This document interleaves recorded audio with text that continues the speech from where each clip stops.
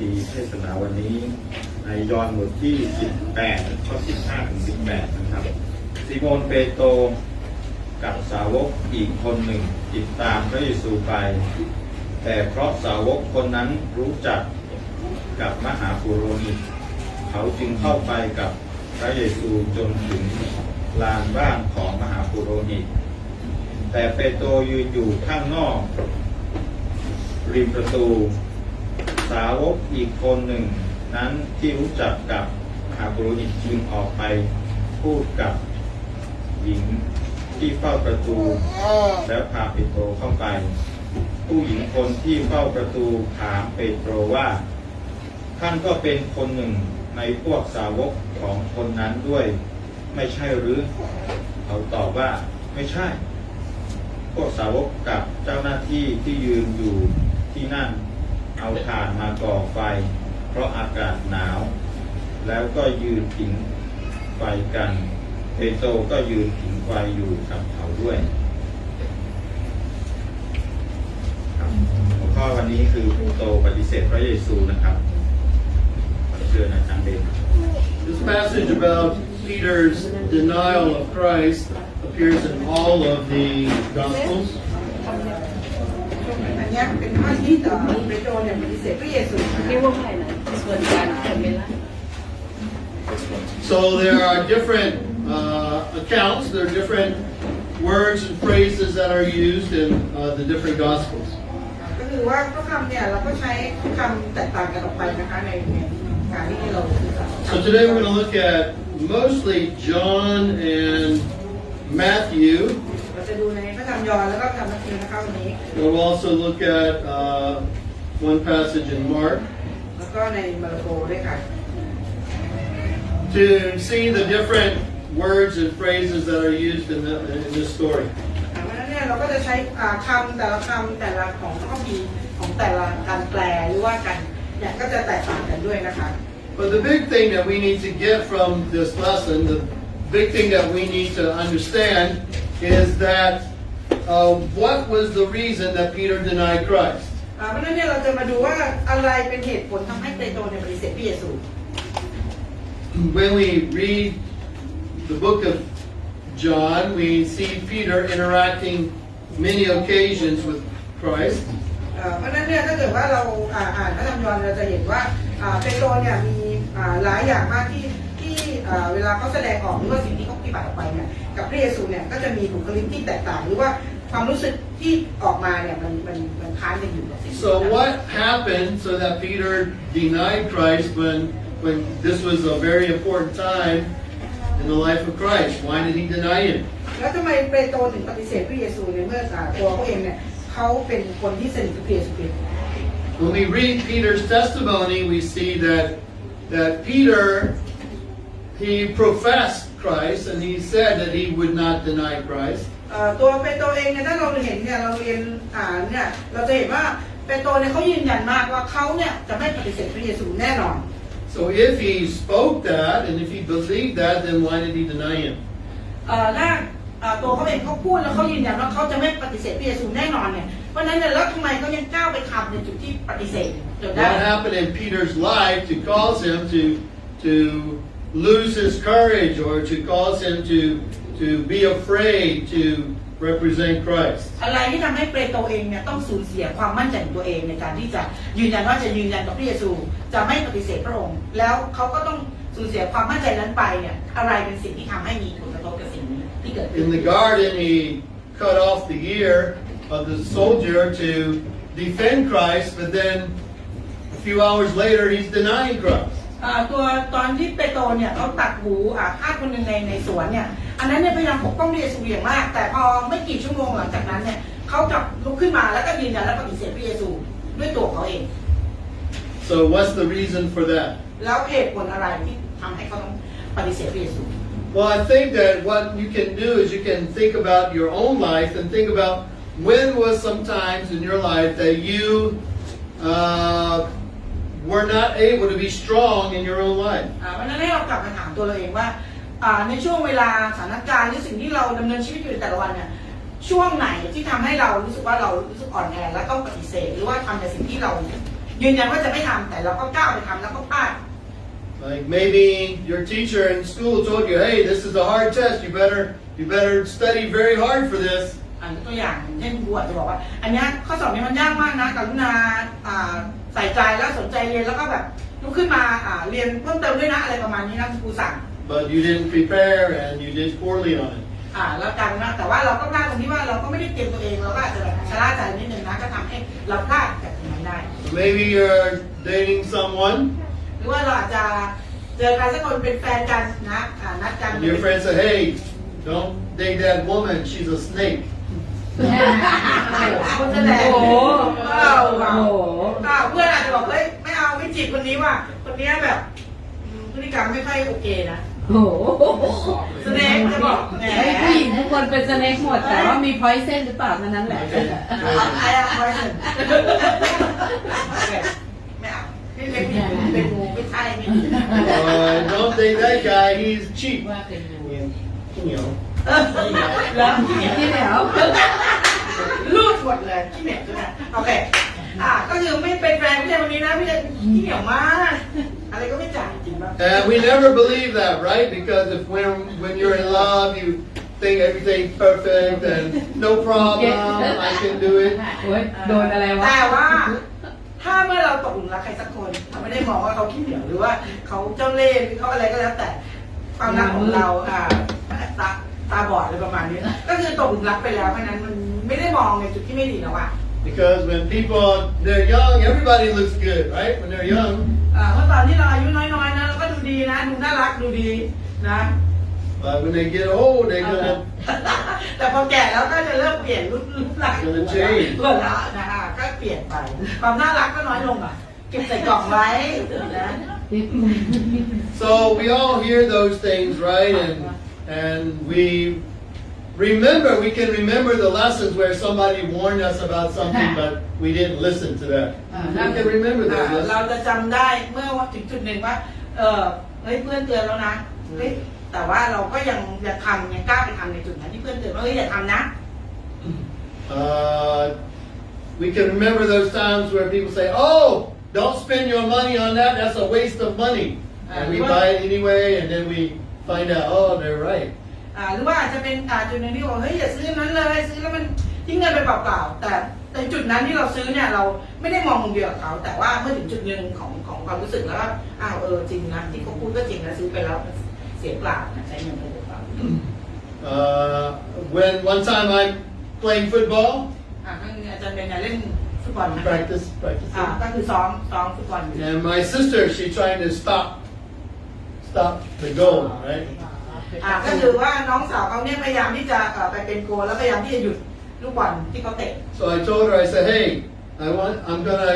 gonna kick it hard, so move out of the way. แล้วอาจารย์เบนก็บอกน้องสาวว่าเฮ้ยจะเตะแรงนะจะให้เขาคือกำลังฝึกไงเพราะฉะนั้นช่วยขยับออกไปหน่อยออกไปจากหน้าโกลเดี๋ยวนี้ And she said, no, I can stop it. It's not gonna hurt me. น้องสาวเขาก็บอกว่าไม่ฉันทำได้ฉันสามารถที่จะหยุดลูกบอลของเธอได้ก็คือถ้าเธอเตะมาฉันจะ At รับ that บอล time, I'm 18, ตอนนั้นอายุ18 and she's 10 years old. แล้วน้องสาวก็คือ10 ขวบ โอ้โห So I told her, I said, no, you gotta move out of the way. แล้วบอกอีกว่าเฮ้ย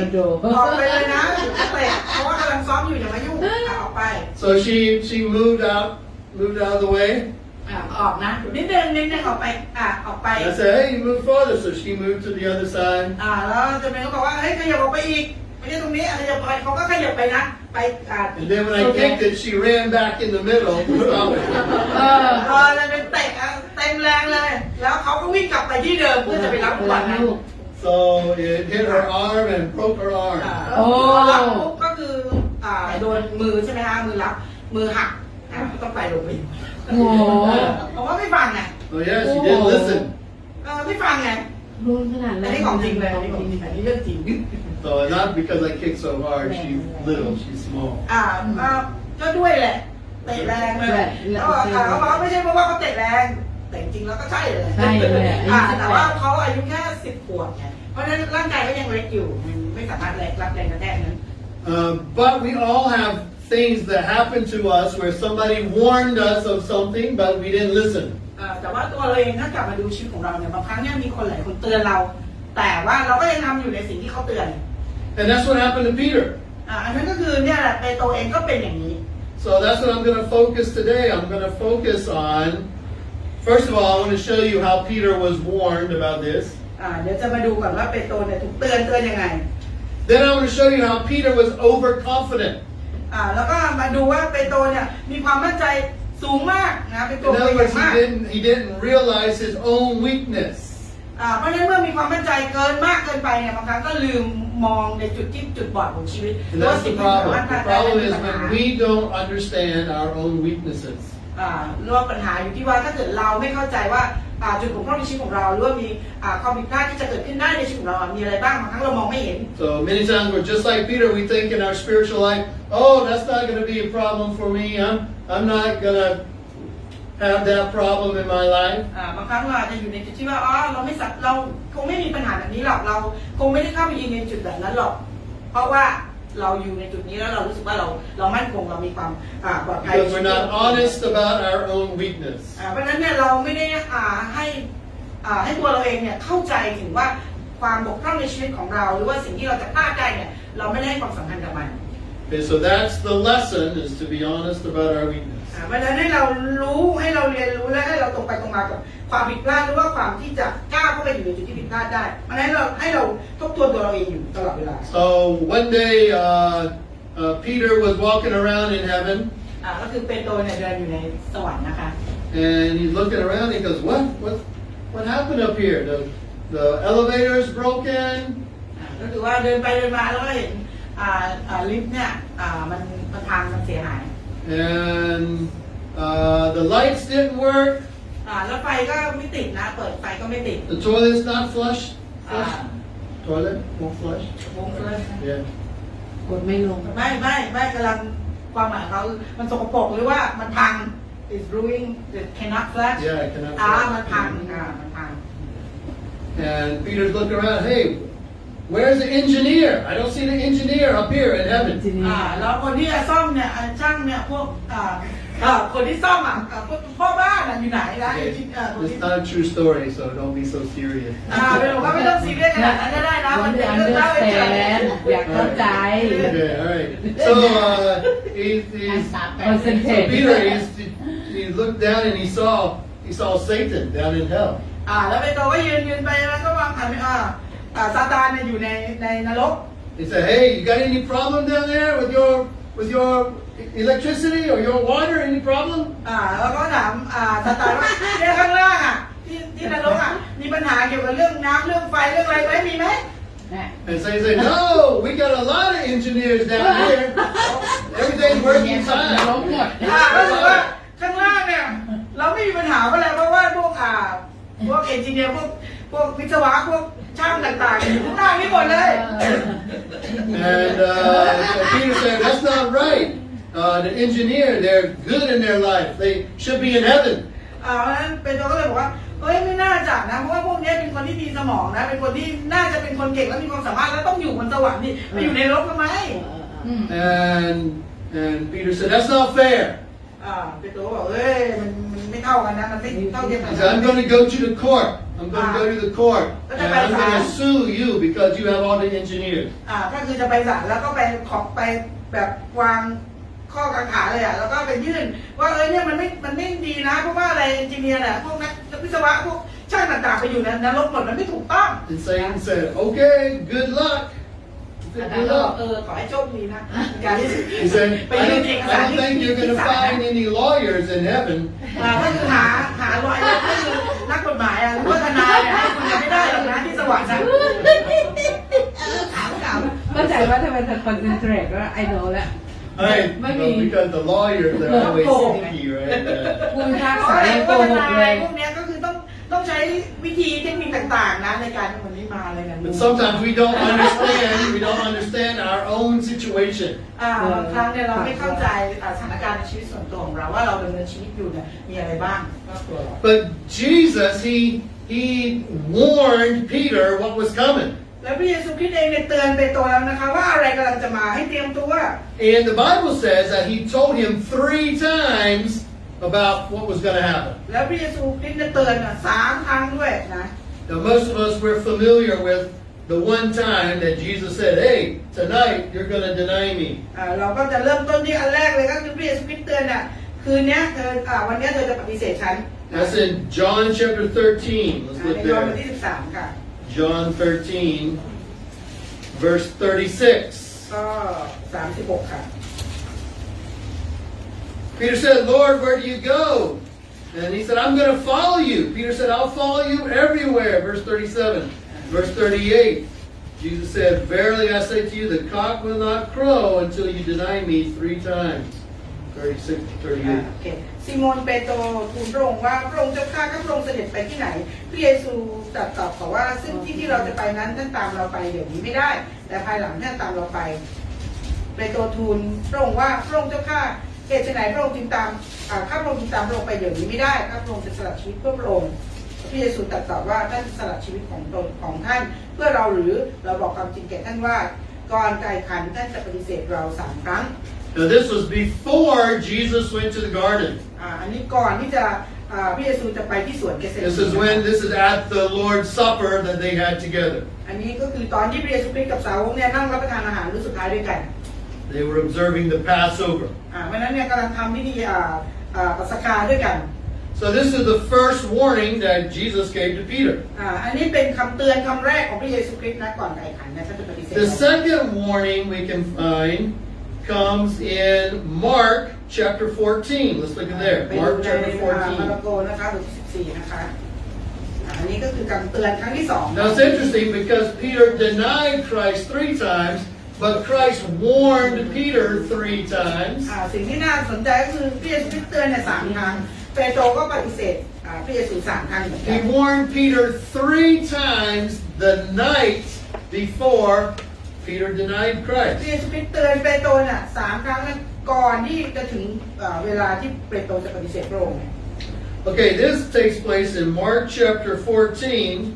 ในมาระโกบทที่14นะคะ verses 26 through 30. ก็26 ถึง 30 And here, look in verse 26, it says, "They sung a hymn and they went to the Mount of Olives." So now they're at the garden in Gethsemane. เมื่อร้องเพลงสรรเสริญแล้วเขาก็พากันออกไปยังภูเขามะกอกเทศ Okay, so now they're at the garden. แล้วก็ไปที่สวนละ And Peter said, "Oh, everybody's going to offend you, but I'm not going to offend you," Peter says in verse 29. ในข้อ29นะครับเปโตรก็บอกว่าเนี่ยอายุก็คือเปโตรเนี่ยปฏิเสธก็เลยพระเยซูบอกว่าเปโตรจะปฏิเสธพระองค์อีก3 ครั้งนะ And Jesus said, "Hey, look, this day the cock's going to, before it crows, you're going to deny me 3 times." พระเยซูก็พูดย้ำอีกนะว่าก่อนไก่จะขันเธอจะปฏิเสธฉันถึง3 ครั้ง And look at verse 31. ก็31ค่ะ So now it says that he's more angry a little bit. Peter's starting to get a little angry. ถ้าเกิดเราเห็นนะคะในข้อ31เนี่ยเปโตรเริ่มหงุดหงิดเริ่มรู้สึกหงุดหงิดกับพระเยซูว่า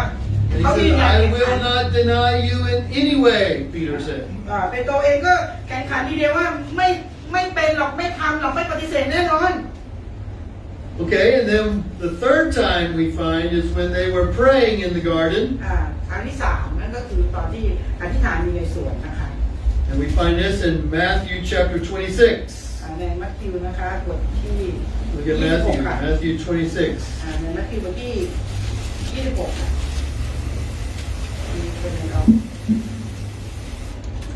Matthew chapter 26 is when they're praying in the garden, and Jesus came back and he found that Peter was asleep. ก็คือตอนที่พระเยซูคริสต์เนี่ยเดินกลับมานะกำลังอธิษฐานกันอยู่เนี่ยแล้วกลับมาแล้วมาเจอสาวกเนี่ยกำลังหลับเลย Chapter 26, verse 39 and 40. Read that. 39 and 40. บทที่26นะครับมัทธิวที่26ก็39 40แล้วเสด็จดำเนินไปอีกหน่อยหนึ่งก็ตกพระพักลงที่ดินอธิษฐานว่าโอ้พระบิดาของข้าพระองค์ถ้าเป็นได้ขอให้ถ้วยนี้เลื่อนพ้นไปจากข้าพระองค์เถิดแต่อย่างไรก็ดีอย่าให้เป็นตามใจปรารถนาของข้าพระองค์แต่ให้เป็นไปตามพระทัยของพระองค์ จึงเสด็จกลับมายังสาวกเหล่านั้นก็เห็นเขาหลับอยู่และตรัสกับเปโตรว่าเป็นอย่างไรนะท่านทั้งหลายจะคอยเฝ้าอยู่กับเราสักทุ่มเดียวไม่ได้หรือ So why did he ask Peter? ทำไมพี่สุพิตต้องเจาะจงไปถามเปโตรล่ะ Why didn't he ask Andrew or John or someone? ทำไมไม่ถามแอนดรูทำไมไม่ถามยอห์นล่ะ Because remember, Peter has already said twice that he's not going to deny Christ. เพราะว่าอะไรเพราะว่าเขายืนยันแข็งขันไงว่าเขาจะไม่ปฏิเสธพระเยซูแน่นอน But now we find that Peter he said he's not going to deny Christ, but he's not even able to pray with Christ. แต่จริงๆแล้วเปโตรเป็นอะไรทำไมเขาไม่ได้ปฏิเสธพระเยซูก็จริงนะแต่ว่าแค่ขอให้ฐานเป็นเพื่อนก็ยังไม่ทำยังทำไม่ได้เลย And look what he says in verse 41. It says, watch and pray that you don't enter into temptation. The spirit is willing, but the flesh is weak. ท่านทั้งหลายจงเฝ้าระวังและอธิษฐานเพื่อท่านจะไม่ต้องถูกทดลองจิตวิญญาณพร้อมแล้วก็จริงแต่กายยังอ่อนกำลัง So what he is saying is, hey, Peter, you got to watch out because you say you're not going to deny me, but you're not even strong enough to pray. เพราะฉะนั้นพระเยซูคริสต์พยายามบอกว่าโอเคยืนยันว่าจะไม่ปฏิเสธฉันแต่ว่าแค่ขอให้อธิษฐานเนี่ยนั่งกันอยู่เนี่ยอธิษฐานด้วยเนี่ยยังทำไม่ได้เลย So even if we want to do something, then many times we find ourselves not able to do that. บางครั้งเรายืนยันเรารู้สึกว่าเราทำได้แต่ว่าเมื่อไปถึงจุดที่เราทำได้เนี่ยของเราเนี่ยมาถึงจุดนั้นแล้วเราอาจจะอ่อนแอแล้วเราก็ไม่สามารถทำได้อย่างที่เราคิดว่าเราเข้มแข็ง Why? We don't have enough discipline in our life to stand up against that. เพราะว่าอะไรบางครั้งเนี่ยเราไม่มีวินัยในชีวิตในการดำเนินชีวิตของเราในส่วนตัวเนี่ย This is true in all of our lives. อันนี้ก็คือในชีวิตของเราทุกคนมีเป็นแบบนี้ It's not that we're surprised when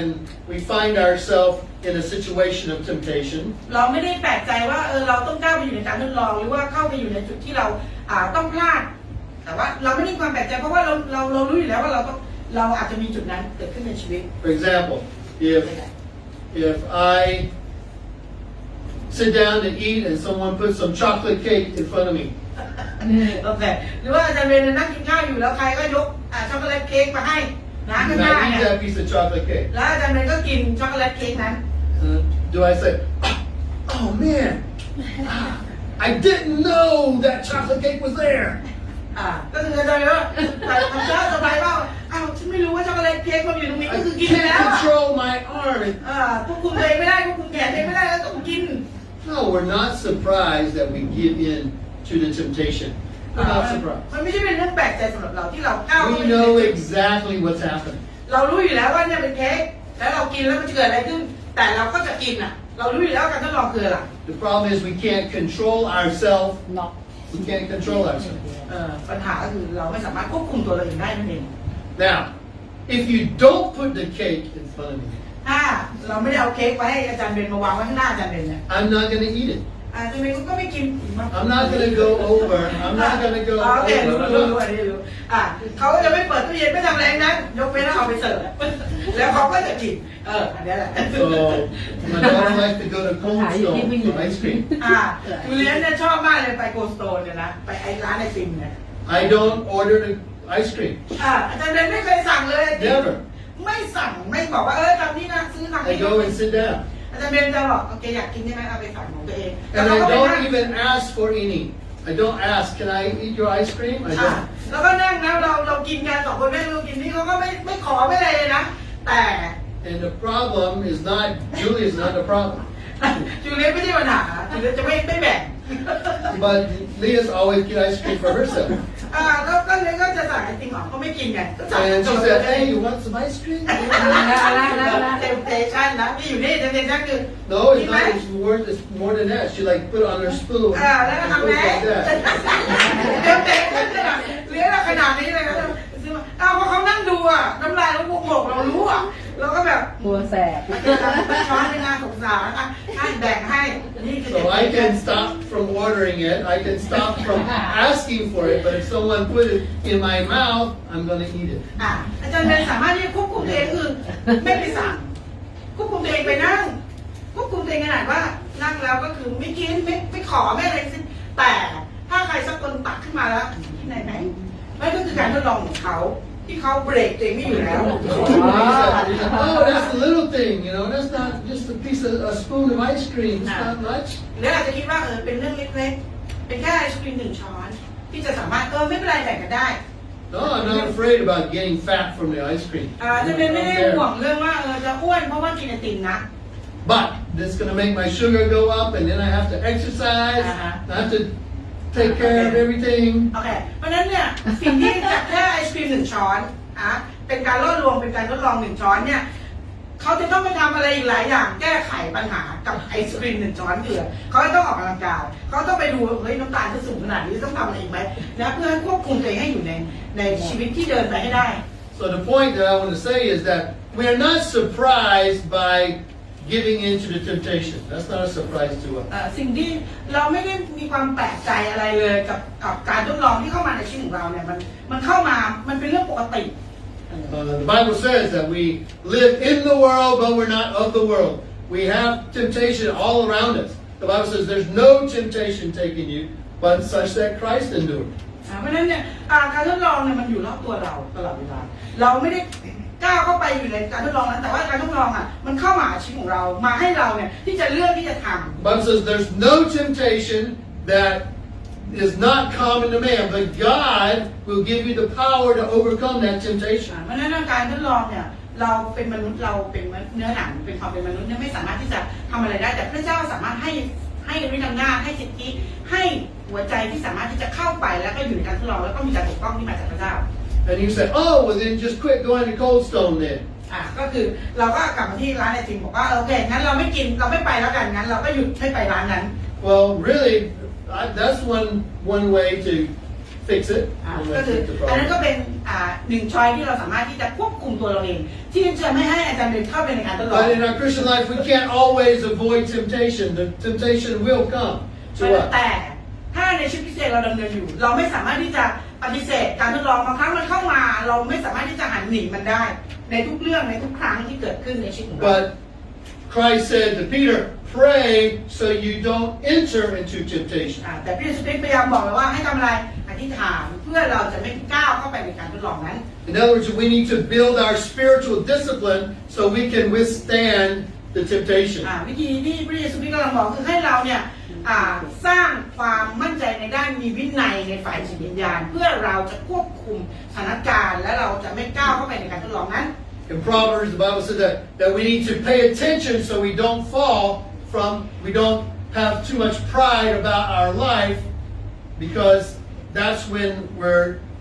going to fall into เพ temptation. ราะฉะนั้นเนี่ยให้เราระมัดระวังให้เรามีความละเอียดอ่อนในการที่ดำเนินชีวิตเพื่อเราจะไม่ก้าวเข้าไปในการทดลองและเราจะไม่ตกหลุมทางของการทดลองนั้น Another verse in the Bible says, be sober. That means be awake. Pay attention because the devil's like a roaring lion seeking whom he may ให้เรา devour. ตื่นตัวตลอดเวลาให้เราอธิษฐานให้เราหมั่นที่จะสร้างความมีวินัยในชีวิตฝ่ายจิตวิญญาณของเราเนี่ยเพราะว่าซาตานเนี่ยมันกำลังคำรามอยู่รอบๆตัวเรามันพยายามจะสร้างสถานการณ์และสร้างการทดลองอยู่รอบตัวเราเพื่อเราจะไม่ก้าวเข้าไปอยู่ในจุดนั้น And remember when the Japanese guy came here? What's his name? Niku, whatever. อาจารย์ชื่อ Niru. อะไรนะที่เป็นคนญี่ปุ่นนะที่มา Yeah, remember he talked about that and he said that when the lion attacks, the lion, he roars to scare his prey. อาจารย์ที่มาคุณสมิธจำได้ไหมที่เป็นคนญี่ปุ่นนะศิลปะคนญี่ปุ่นนะเขาบอกว่าเมื่อสิงโตเนี่ยอยู่รอบๆมันมาเนี่ยมันจะขู่คำรามก่อนนะ And what happens is that they get so scared they can't think and run around and endanger themselves. เพราะฉะนั้นเนี่ยคนเมื่อได้ยินเสียงสิงโตคำรามเนี่ยก็คือทำให้ตัวเองกลัวมันจะมีความรู้สึกขึ้นมาเลยในตัวเองแล้วก็กลัวแล้วก็รุนแรงแล้วก็ทำให้ตัวเองก้าวเข้าไปอยู่ในการทดลองคือสิงโตก็จะเข้ามาหลังจากที่เรามีความกลัว So the Bible says, hey, we need to recognize that. We need to know what's happening so we can protect against it. แต่ว่าพระบิดากำลังสอนเราว่าให้เราเนี่ยให้รู้ว่าสถานการณ์รอบตัวเราคืออะไรก่อน เพื่อเราจะมีสติปัญญาและมีความสงบแล้วก็ดูว่าสถานการณ์นั้นเราจะแก้ไขยังไงและเราจะปกป้องตัวเราเองยังไง So instead of avoiding Cold Stone, I have to just say, hey, I know that's going to be temptation for me. I have to, I have to have courage to มันต้องปฏิเสธเองดิมันเกี่ยวอะไรกับเราไหมไม่ให้เรากินโอเคเพราะฉะนั้นเนี่ยอาจารย์เบนพยายามบอกว่าโอเคเพราะฉะนั้นแทนที่จะแบบว่าคือตัวเองต้องปฏิเสธ ไม่ใช่แบบว่าให้ทุกคนแบบโอเคไม่ไป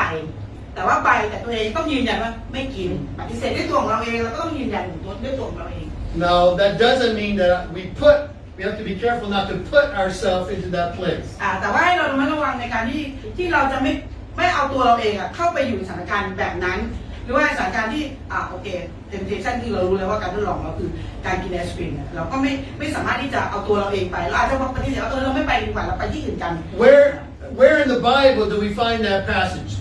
to be careful? Satan's like a roaring lion. Where is that in the Bible? อยู่ในพระคัมภีร์อะไรคะที่สิงโตคำรามอยู่แล้วรอบตัวเราเนี่ยอยู่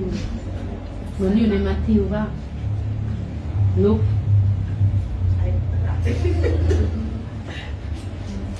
Oh, รู้ไหม หมาป่าเนี่ยมันมีสิงโตที่กับหมาป่าแล้ว you want the wolf or you want the lion lion. เขาบอกเอา lion Cute. เอาสิงโต อยู่ในสดุดี Yeah. First Peter. เป็นโต No. Okay, this is a verse. Everybody should know this. So write it down in your note or somewhere. First Peter 5:8. First หนึ่ง Peter เปโตร 5:8. บทที่5แล้วก็8ค่ะ First Peter 5:8. หนึ่งเปโตรบทที่5ก็8นะคะเอาวิ Yeah.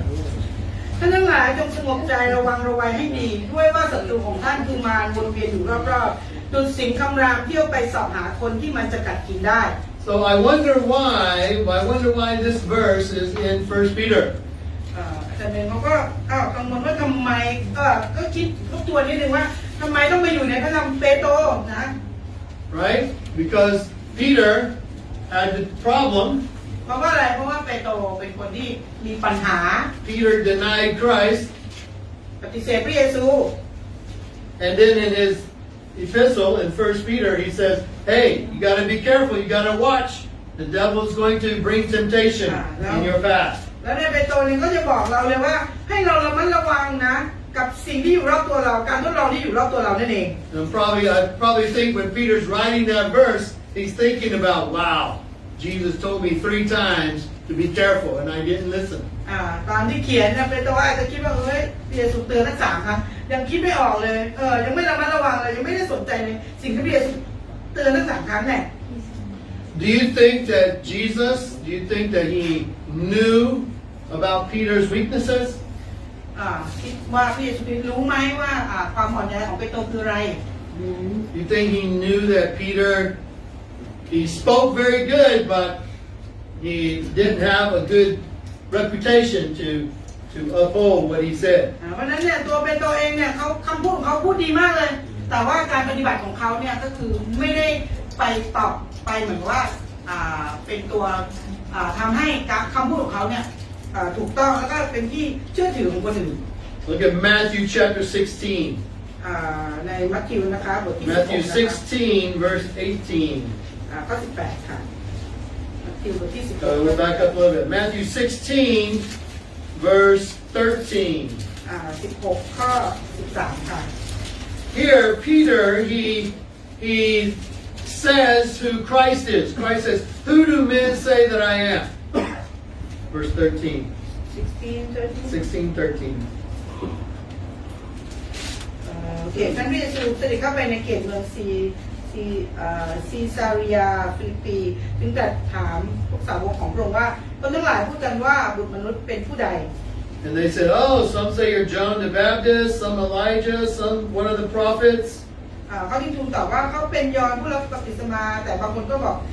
เป็นเอลียาและคนอื่นก็เป็นเยเรมีหรือเป็นคนหนึ่งในผู้ป่วยจะนะ And Peter said, no, you're the Christ, you're the Son of God. แล้วตัวเปโตรเองเป็นคนบอกเองว่าไม่ใช่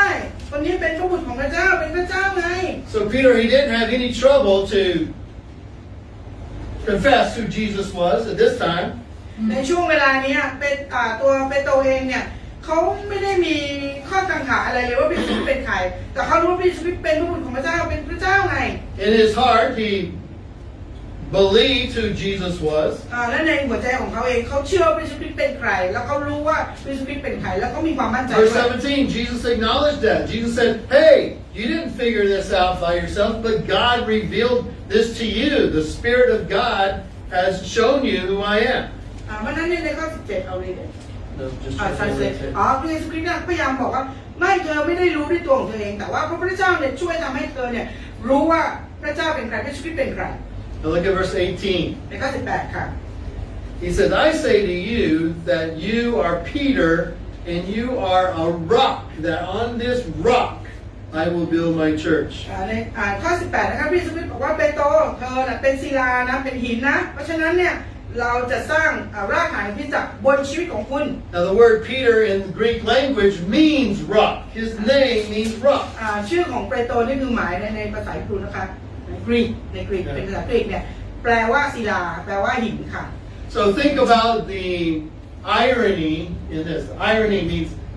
that you say one thing, but your life shows another thing. เพราะฉะนั้นเนี่ยคำว่าอะไรนี่ของเขาได้หมายถึงว่าถ้าคุณพูดอย่างนี้แต่ชีวิตของคุณทำอีกอย่าง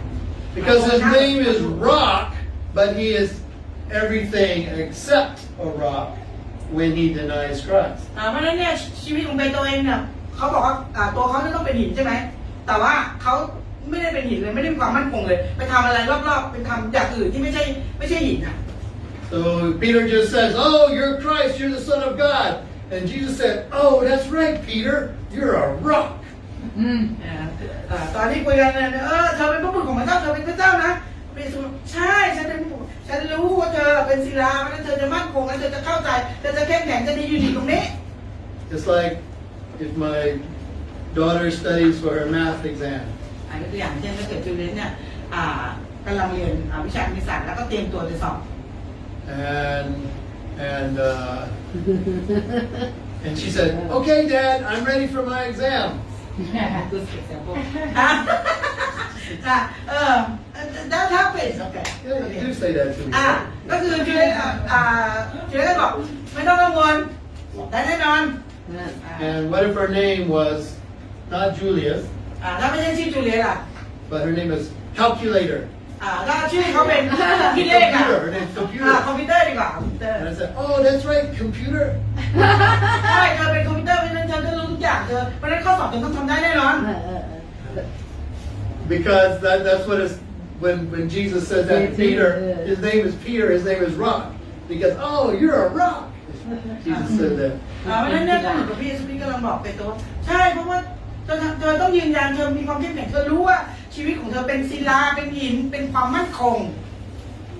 Okay, but what does Jesus mean? Does Jesus mean that he's a rock means that he's going to be faithful?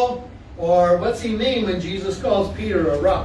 เพราะฉะนั้นเนี่ยแล้วพระเยซูคริสต์หมายความว่าอะไรเมื่อพระเยซูคริสต์ตั้งชื่อเปโตรนะว่าเปโตรเนี่ยก็คือก้อนหินหรือว่าหินเป็นศิลาเป็นความมั่นคงเนี่ยพระเยซูคริสต์หมายถึงอะไร Now, when we follow Peter after Christ's resurrection, แต่ว่าถ้าเกิดว่าเราศึกษาชีวิตของเปโตรเนี่ยหลังจากพระเยซูคริสต์เนี่ยฟื้นจากความตายแล้วเนี่ย we find that he did help to build the church. He was one of the foundations of the church. ถ้าเราศึกษาต่อไปจากหลังที่พระเยซูคริสต์ฟื้นขึ้นชนเนี่ยเราจะเห็นว่าชีวิตของเปโตรเป็นศิลาเป็นความมั่นคงเป็นพื้นฐานของคริสตจักรหลายๆคริสตจักร But we see that Peter, from the time where he confessed Christ to the time where he stood up for Christ, in between those two times, he had a lot of problems. เพราะฉะนั้นเนี่ยถ้าเราเห็นชีวิตของเปโตรเราจะเห็นตั้งแต่ตอนที่เขาปฏิเสธพระเยซูไปจนถึงช่วงเวลาที่เขาเริ่มเป็นฐานให้กับคริสตจักรเนี่ยในช่วงเวลาหนึ่งเนี่ยในช่วงของเขาเนี่ยเขามีปัญหามากมายมีสิ่งที่เขาเรียนรู้เยอะมากที่จะเปลี่ยนแปลง It's true, one day Peter did show that he was worthy to be Christ's disciple. เพราะฉะนั้นเนี่ยเรารู้ว่าเปโตรวันหนึ่งเนี่ยเขาเป็นศิษย์เอกที่เป็นมีคุณค่าในงานของพระเจ้าเป็นรากฐานของงานของพระเจ้า But the time in between, he did not understand his own weakness. แต่ว่าจริงๆแล้วในช่วงเวลาที่ตั้งแต่ชีวิตของเขาเริ่มต้นในกับการงานของพระเยซูคริสต์ไปจนถึงจุดเวลาที่เขายืนเป็นรากฐานให้กับคริสตจักรเนี่ยมันเป็นช่วงเวลาที่เขาไม่เข้าใจว่าความผิดพลาดในชีวิตจะเกิดขึ้นได้จากความอ่อนแอหรือว่าความที่ไม่เข้าใจในจุดบกพร่องหรือจุดอ่อนในชีวิตฝ่ายจิตวิญญาณของตัวเขาเอง When we look at the actual denial of Peter, it's a little bit hard for me to understand how Peter could have gone through this. เพราะฉะนั้นเนี่ยถ้าเกิดเรามองชีวิตของเปโตรเนี่ยก็จะเป็นเรื่องยากมากที่เราจะเห็นว่าแล้วเขาจะผ่านกับปัญหาหรือว่าสิ่งที่เกิดขึ้นรอบๆตัวเขาเนี่ยได้ยังไง Go back to John chapter 18. ไป John ที่ยอห์นบทที่ 18. 18นะคะ So in John 18, we see the 3 denials of Peter. เพราะฉะนั้นเนี่ยเราในยอห์นเนี่ยเราจะเห็นว่าการปฏิเสธพระเยซู3ครั้งเนี่ย Now Peter, don't you think that he really kind of knew what was going on? เราลองคิดดูว่าแล้วเปโตรเองเนี่ยเขาจะรู้ไหมว่าอะไรที่เกิดขึ้นกับชีวิตของเขา For example, the first time he denied Christ, do you think Peter said, ooh, I just got 2 more chances to go. I have to be careful. I can't deny him 3 times. ลองคิดดูว่าเปโตรเนี่ยครั้งแรกที่เขาปฏิเสธพระเยซูคริสต์เลยเขาจะคิดออกไหมว่าพระเยซูคริสต์เตือนเขาแล้วเนี่ยอุ้ยทำไปแล้ว1เหลืออีก2ปฏิเสธอีก2ครั้งเหรอแล้วเขาจะรู้สึกยังไงในช่วงเวลานั้น Do you think he was aware of that? คิดไหมว่าเขาจะระวังมากขึ้นจาก No, we don't know. But he had to remember that Christ said that you're going to deny me before the rooster crows. He had to remember ได้ that. หรอก เปโตรน่าจะจำได้ว่าพระเยซูคริสต์เตือนแล้วนะว่าจะปฏิเสธพระองค์3ครั้งเพราะฉะนั้นเมื่อปฏิเสธครั้งที่1เนี่ยก็จะรู้สึกขึ้นมาแล้วว่าเฮ้ยพระเยซูเตือนแล้วนะแต่ก็พลาดไปแล้ว1 I don't think it happened this way. That he denied Christ the first time, denied Christ the second time, denied Christ the third time, and then he heard the rooster and said, ooh, I forgot. Jesus said, I'm going to deny him 3 times. I forgot.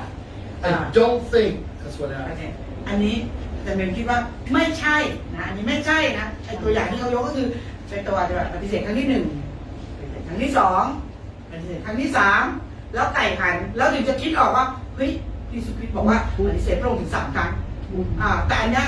อาจจะเป็นคิดว่าไม่น่าจะใช่ลักษณะเหตุการณ์เกิดขึ้นแบบนี้ไม่ใช่แบบนี้ I think it happened this way. He denied Christ the first time, and he said, oh, why did I do that? Oh, but it's not 3 times yet, so it's still okay. อาจจะเป็นคิดว่านะเปโตรอาจจะแบบครั้งที่1ปฏิเสธทำไปได้ยังไงเนี่ยโอ้ ตายแล้วครั้งเดียว ครั้งเดียวไม่เป็นไรAnd then after the second time, that's the second time. แล้วพอปฏิเสธครั้งที่2อีก I still have 1 more chance. ก็อาจจะรู้สึกว่าสิ่งแล้ว2ครั้งแล้วนะไม่เป็นไรอีกครั้งหนึ่ง And let me show you why I believe that. เดี๋ยวจะมาดูกันว่าทำไม Now, really, ถึงคิดว่าอย่างนี้ it's important. The difference is very important. เพราะฉะนั้นเนี่ยสิ่งที่เราจะเห็นถึงความแตกต่างว่ามันเกิดขึ้นเนี่ยมันเป็นเรื่องสำคัญมาก Because if he didn't think about it till the 3rd time, ถ้าเขาไม่ได้คิดอะไรเลยจนถึงครั้งที่3เนี่ย then that makes us believe that, oh, he just forgot about it. He was so emotional that it just slipped his mind. He didn't think about it, and that's why he denied Christ. Because he just he didn't remember, and it just slipped. It just is gone from his brain. โอเคถ้าสมมติว่าเขาปฏิเสธพระเยซู3ครั้งแล้วเขาไม่ได้คิดอะไรจนมาถึงครั้งที่3เนี่ยก็หมายถึงว่าเขาแค่ลืมแล้วก็แค่ผ่านไปอาจจะด้วยอารมณ์ด้วยสิ่งที่เกิดขึ้นสถานการณ์เนี่ยจะทำให้เขารู้สึกว่ามันความอ่อนแอเกิดขึ้นก็คือเหมือนว่าพยายามให้โอกาสกับตัวเองนะแต่ว่าถ้า It's like this. It's saying that, oh, my teenager, he's so tired that he just forgot to take a shower. He's just so, oh man, that's so sad. มันก็เหมือนกับตัวอย่างที่บอกลูกวัยรุ่นของเรานะคงเหนื่อยมากนะมันก็เลยลืมอาบน้ำมันก็เลยนอนเลยมันก็เลยอันนี้หรือเปล่าเป็นมุมนี้หรือเปล่า He didn't do his homework because he's just, Like him too much. he has a headache, so okay. he forgot his homework. เพราะฉะนั้น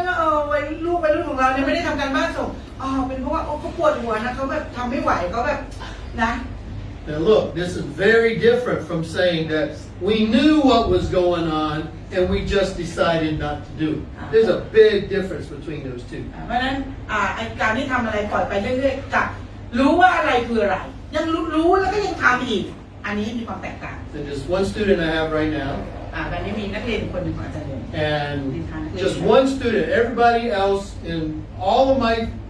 grade, all of my classes, everybody got 90% on this quiz. Everybody. เพราะฉะนั้นเนี่ยรู้สึกอาจารย์เนี่ยมีอยู่คนเดียวที่แตกต่างทุกคนเนี่ยเวลาสอบอะไรเงี้ยจะได้ประมาณ90ขึ้นนะ And one student got 50%. แล้วเด็กคนนี้ก็คือจะประมาณ50ได้แค่ And that student, oh, can I do it again? Can I retake the quiz? Give me another chance. แล้วลูกศิษย์ก็พยายามบอกขอสอบใหม่ได้ไหมขอให้โอกาสอีกทีได้ไหม I said, I told you 1 week ahead to prepare for this. อาจารย์บอกฉันบอกตั้งแต่อาทิตย์ที่แล้ว1 อาทิตย์ได้เตรียมตัว Why didn't you prepare for it? ทำไมไม่เตรียมล่ะ So there's no excuse. ก็คือไม่มีข้ออ้างไม่มีข้อแก้ตัว เหลือเวลา So the way that we look at it is totally different. If we say, oh, Peter, he just forgot about it. He's so emotional this time. We can't expect him to remember everything. เพราะฉะนั้นเราอาจจะบอกแก้ตัวแทนเปโตรว่าก็มันมีเรื่องเกิดขึ้นมากมายนะอาจจะแบบทำลืมหรือว่าอาจจะแบบไม่สามารถที่จะคาดหวังว่าอาจจะมีเรื่องอื่นที่ต้องเข้ามาแล้วก็ทำให้เป็นคิดหรือว่าเครียดหรือทำให้พลาดจากสิ่งที่พระเยซูคริสต์บอกไว้แล้วว่าแต่ปฏิเสธพระองค์เนี่ยไม่ได้ I don't think it happened that way because Christ warned him 3 times the night before he betrayed him. พระเยซูคริสต์อย่าลืมนะพระเยซูคริสต์เตือน3 ครั้งคืนก่อนที่จะมี And look what happened when he denied Christ. The first one is in verse 17. ในข้อ 17 นะคะ Then a servant maid who kept the door said to Peter, oh, aren't one of you his disciples? And Peter said, no, I'm not. ผู้หญิงคนที่ยืนเฝ้าประตูถามเปโตรว่าท่านเป็นพวกสาวกของคนนั้นด้วยหรือเขาตอบว่า